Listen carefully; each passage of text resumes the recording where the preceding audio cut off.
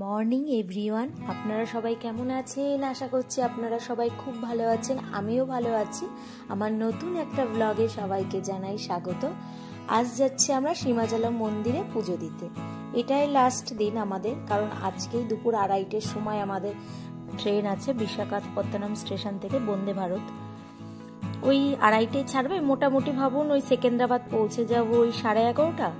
তারপরে যতক্ষণ হায়দ্রাবাদ যেতে, বাড়ির ফ্ল্যাটের সামনে যেতে যতক্ষণ সময় লাগবে। পরে এখন ভোরই বেরিয়ে গেছে। আগের দিন সোনু বলেছিল, মানে শুভঙ্করের বন্ধু, যে ভোরবেলা বেরিয়ে যাবে, তাহলে পুজো দিতেও তাড়াতাড়ি হবে আর ভিড়টাও কম পাবে। এখন ঘড়িতে বেঁচে গেছে প্রায় 6:30। ওই জন্য তেমন একটা রাস্তায় জ্যাম নেই। আর হচ্ছে আজকে যেহেতু সোমবার, একটু পরে তো অফিসের সব লোকজন যাতায়াত করবে। এরপর আমরা পাহাড়ে উঠে যাচ্ছি টুকটুক করতে করতে। আর চারিদিকটা এতটা ঠান্ডা ওয়েদার আর এত হাওয়া লাগছে, দারুণ লাগছে। আর স্কুটি করে পাহাড় দেখতে দেখতে যাচ্ছি, ভিউটা আরো সুন্দর লাগছে স্কুটিতে। আর দেখুন পাহাড়ের উপর থেকে কি সুন্দর রোদ্দুর দিয়েছে, আরো ভালো লাগছে। আর শুভঙ্কর বলছিল এখন নাকি অনেক কিছুই চেঞ্জ করে দিয়েছে এইসব, আগে নাকি এরকম আঁকানো বা এতটা সুন্দর ছিল না, এখন নাকি অনেক চেঞ্জ। এরপর আমি বললাম তুমি তো 9 বছর আগে এসেছিলে লাস্ট, তো এখন তো চেঞ্জ হবেই না। আর ও তো যেহেতু এখানে ছোটবেলা থেকে মানুষ হয়েছে, তা ও প্রায় সব ঘোরা। এরপর আমরা মন্দিরটা চলে এসেছি। আর দূর থেকে দেখুন সীমাচলম মন্দিরের টেম্পলটা দেখা যাচ্ছে। এরপরে আমরা স্কুটিটা পার্কিং করে ঢুকে পড়বো মন্দিরের মধ্যে। এবার আমরা তো সকাল সকাল বেরিয়েছি, তো সেক্ষেত্রে পুজোর জন্য কিছু কিনে নিয়ে আসিনি। এক ভদ্রমহিলা বলে তুলসী পাতার মালাটা নিয়ে যাও, ঠাকুরকে পুজো দিও।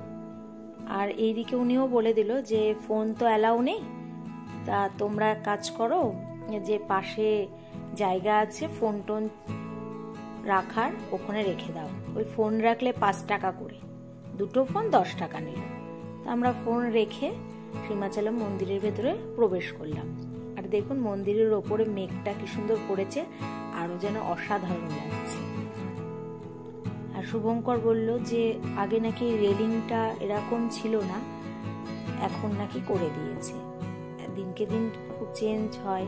যখন পুজো হয় নাকি ভীষণ বড় করে, যখন বছরে একটা পুজো হয়, তখন নাকি এরকম প্রচুর মারাত্মক ভিড় হয়। আশেপাশের মানুষজনই বলছিল, দেখতেই পাচ্ছেন অনেকটা, আমার কাছে অনেকটা তারাপীঠের যে মন্দিরের যে রেলিং ছিল ওরকম লাগছিল। আমি শুভঙ্করকে বলছিলাম অনেকটা তারাপীঠ এরকম ছিল, জানো, তারাপীঠের মন্দিরটা অনেকটা এরকম রেলিং করে দিয়েছে এখন, ওটাও আগে এরকম ছিল না। তো আমরা এবার ফোন রেখে দেবো, আর ভেতরে করা যাবে না ভিডিও। আমাদের পুজো দেওয়া কমপ্লিট হয়ে গেছে। মাথায় একটু তিলক দিয়ে দিলাম, বেশ ভালো লাগলো দর্শন করে। আর শুভঙ্কর স্কুটি বার করছে, এবার আমরা বেরিয়ে পড়বো, কারণ এখন ঘড়িতে বেজে গেছে প্রায় 10টা, ওই 10:05 এখন বাজে। আর রোদ্দুরে উঠে গেছে দেখুন।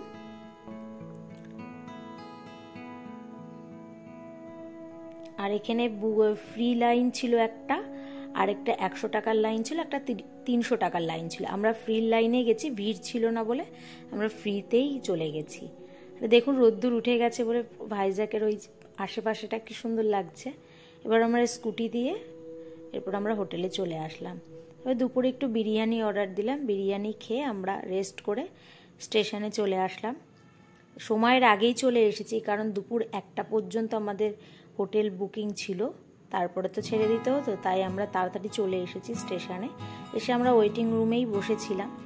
তারপর কিছুক্ষণ বাদে দেখলাম ট্রেন দিয়ে দিয়েছে, এবার ট্রেনে উঠেই আমরা রেস্ট করলাম।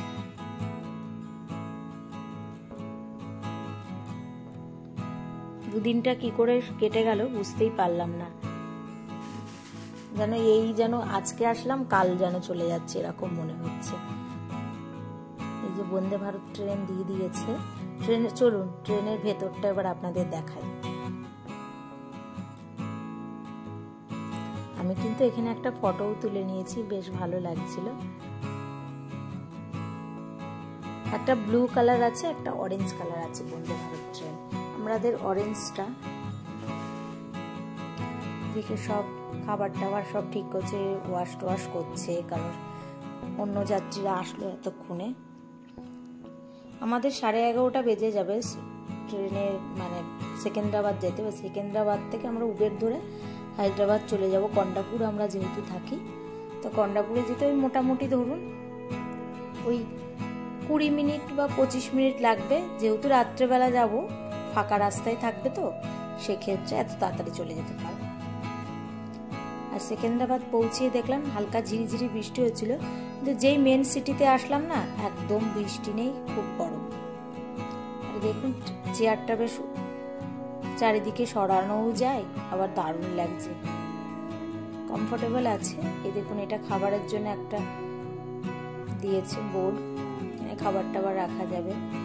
তাই আমি শুভর পাশেই সিটটা, আমি এখানে একটু বসে ফোন দেখছিলাম। এবার ট্রেন ছেড়ে দিয়েছে একদম রাইট টাইমে, 2:30-এই ছেড়েছে। এবার বিকেল হয়ে গেছে, 4টের সময় স্ন্যাক্স দিয়ে গেল এইগুলো।